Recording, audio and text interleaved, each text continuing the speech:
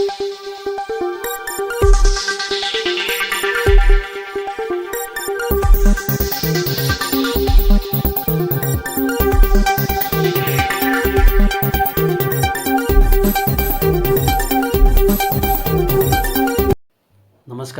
SN news चॅनलमध्ये आपले स्वागत आहे।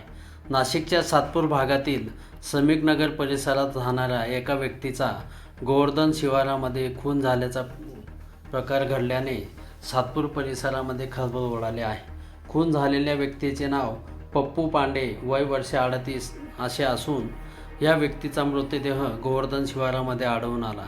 अज्ञात व्यक्तींकडून चाकूने वार करत खून झाल्याचा प्राथमिक अंदाज पोलिसांनी वर्तवला आहे। या संदर्भात मिळालेल्या माहितीनुसार मयत अरविंद पांडे हे रात्रीपासून बेपत्ता होते। ते सातपूरच्या समीक नगर परिसरातील रहिवासी असून शिवाजीनगर येथील आपल्या नातेवाईकाकडे गेले होते, परंतु ते उशिरापर्यंत घरी आले नव्हते। त्यांचा मित्र परिवार आणि नातेवाईकांनी या संदर्भात परिसरात शोध घेतला। त्यानंतर हा प्रकार उघडकीस आला। घटनेची माहिती मिळताच नाशिक ग्रामीण पोलिसांनी तातडीने घटनास्थळी धाव घेत पंचनामा केला। त्यानंतर अरविंद पांडे यांचा मृतदेह नाशिक जिल्हा रुग्णालयामध्ये शवविच्छेदनासाठी पाठवण्यात आला। मृत अरविंद पांडे हे कामगार म्हणून काम करत होते।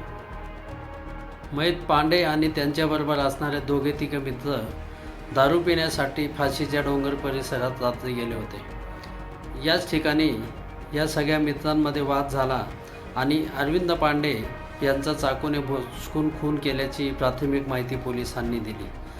तालुका पोलीस स्टेशनच्या वरिष्ठ पोलीस निरीक्षक मृदुला नाईक आणि त्यांच्या पथकाने ह्या घटनेचा तपास सुरू केला असून या प्रकरणी रजनीश तिवारी यांच्या फिर्यादीवरून नाशिक ग्रामीण पोलिसांमध्ये गुन्हा दाखल झाला आहे। SN न्यूजसाठी प्रतिनिधी दत्तात्रय चव्हाण, सातपूर। धन्यवाद।